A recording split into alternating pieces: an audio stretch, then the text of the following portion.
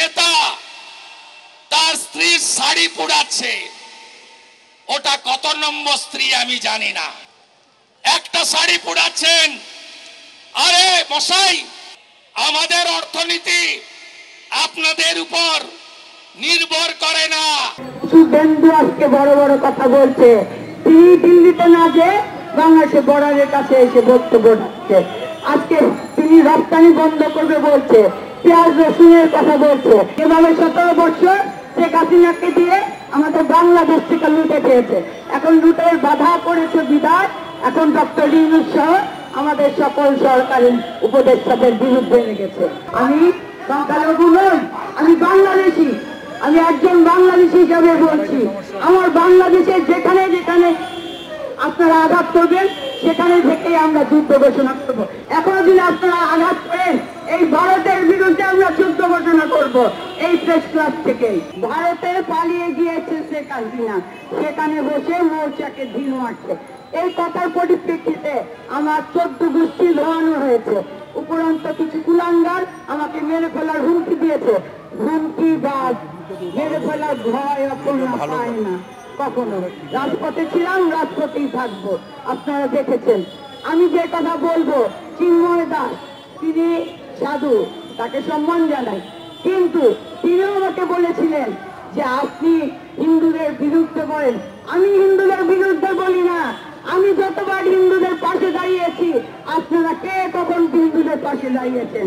17 বছর প্রতিটা হিন্দুর উপর নির্যাতন হয়েছে, তখন কোথায় ছিলেন? এই কথা আমি আরো 2 মাস আগে বলেছিলাম। শুভেন্দু আজকে বড় বড় কথা বলছে, তিনি দিল্লিতে না যে বাংলাদেশের বর্ডারের কাছে এসে বক্তব্য রাখছে। আজকে তিনি রপ্তানি বন্ধ করবে বলছে, পেঁয়াজ রসুনের কথা বলছে। তাদের যেই দোষর খুনি হাসিনা, সেই হাসিনাকে তারা আশ্রয় দিতে পারে, আমি মানলাম। মোদিবাবুর খুব পেয়ারের লোক হলো শেখ হাসিনা, তাই আশ্রয় দিয়েছে। সেই শেখ হাসিনার অতি অনত বিলম্বে আমরা ফাঁসি চাই। কেন ফাঁসি চাই? আমাদের এবারের আন্দোলনে 24 সালের আন্দোলনে শিশু খুন হয়েছে, সেই 2024-এ শিশুদের খুনের হত্যার বিচার চাই। হুকুমের আসামি শেখ হাসিনার বিচার চাই, বিচার চাই। আমাদের 17 বছর ইলিয়াস আলী চৌধুরী অংশ হাজারো হাজারো সন্তানের বাবা পিতা হারিয়েছে, যাদের গুম হয়েছে, আমরা এখন লাশ ফিরে পাইনি। তাই শেখ হাসিনার বিচার চাই। আমি যে কথা বলেছিলাম যে শেখ হাসিনা ভারত অভিষেক আমাদের দেশে ষড়যন্ত্র চালাচ্ছে, তখন আপনারাও হেসেছেন। যেই মহিলা কি বলে, আজকে 2 মাস পরে পাচ্ছেন ষড়যন্ত্রের গন্ধ।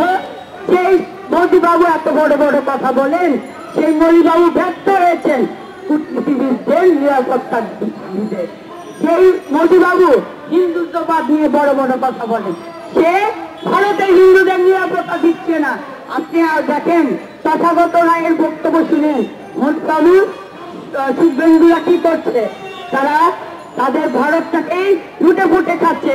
এভাবে 17 বছর শেখ হাসিনাকে দিয়ে আমাদের বাংলাদেশ থেকে লুটে খেয়েছে। এখন লুটের বাধা পড়েছে বিধায় এখন ডক্টর ইউনূস সহ আমাদের সকল সরকারি উপদেষ্টাদের বিরুদ্ধে লেগেছে।